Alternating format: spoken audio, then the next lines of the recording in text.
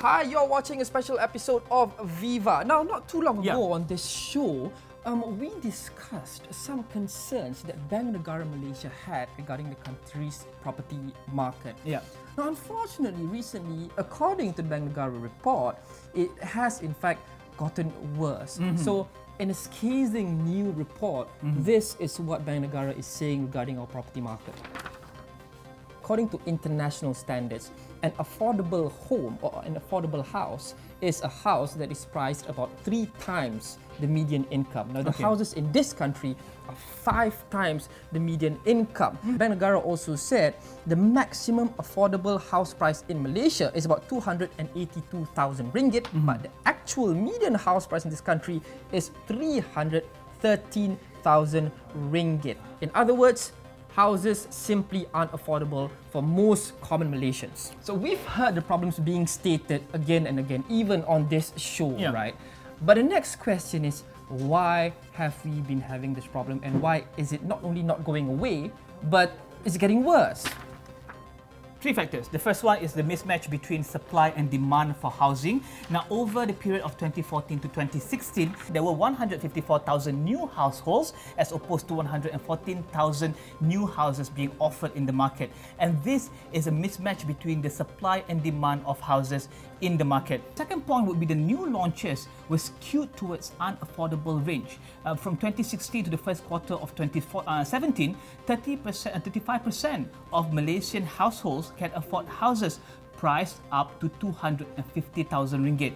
Only 24% of the new launches were built to cater to these prices. Third part will be the growth in house prices actually outpaced the growth in household incomes. And this issue was really bad in 2012 to 2014 when the growth of house prices increased about 26%, double than the increase of household income at about 12.4%. So in other words, not only are more homes being built in prices that most Malaysians can't afford, right? The incomes of Malaysians are simply not going up fast enough to catch up with the rise in house prices.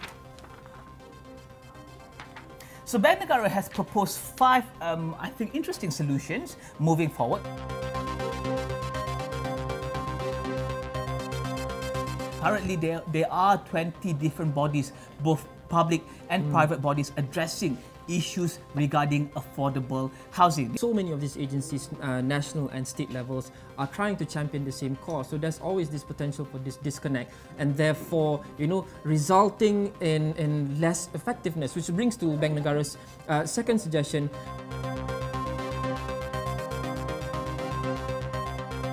In other words, we should collect more accurate data regarding the households, how much they make, what they do, how much they can afford, what kind of houses are they looking for, what kind of price brackets they are looking for. Bank Negara said, if we have more accurate data, we can tailor any future construction to actually meet the real conditions and the real circumstances. Because right now, apparently, we are building houses, but building houses that are not actually matching with what the public really want, hence all the unsold residential properties. I think the other interesting point that can come out from this would be the fact that maybe we now know why some people are holding 10 houses or some people are holding more than 1 or 2 houses. And this can actually correct the imbalances in the market where there are people who can't afford affordable houses. At the same time, there are people who are actually buying a lot of houses for investment. The third is actually a simpler suggestion. Bank Negara simply said,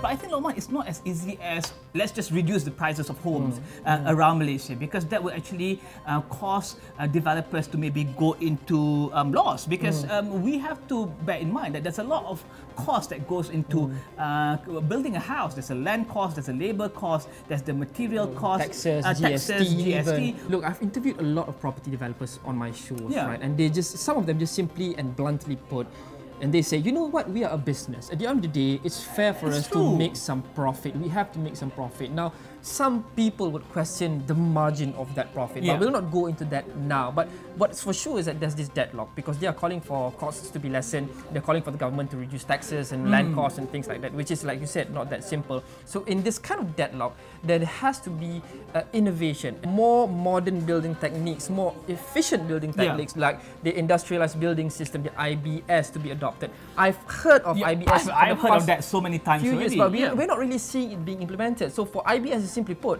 if it's more efficient, it will lessen construction time. And when construction time is lessened, it will decrease costs, and hopefully the end prices for homes will be decreased as well for home buyers. So that's the theory.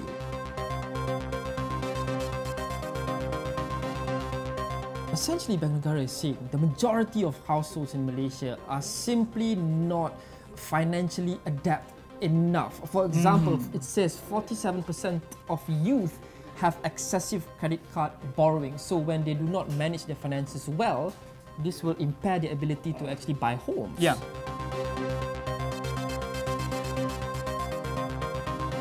Bank Negara is also calling for our country to actually strengthen the rental market in the sense that they should strengthen existing laws and framework to encourage people to rent instead of to buy. But I think there's a whole other dimension to this in that I think the predominant mindset in Malaysia is that people still prefer to buy and own an asset over rent. So this is a question of preference. But that's the thing. If you own an asset and you have to pay so much to acquire that asset over 30, 35 years, and that is locking up your cash flow, how is that beneficial to your quality of life? I think this debate requires another episode because it's a long debate. We are going to run out of time. Do you agree with Bank Negara's 5 suggestions? Do you think they are doable? Do you think there are also other additional ways for us to limit this problem? And tell us what you think, whether people should buy or rent. I'm Lukman Haris. I'm Riza Zukabli for Astro AWANI.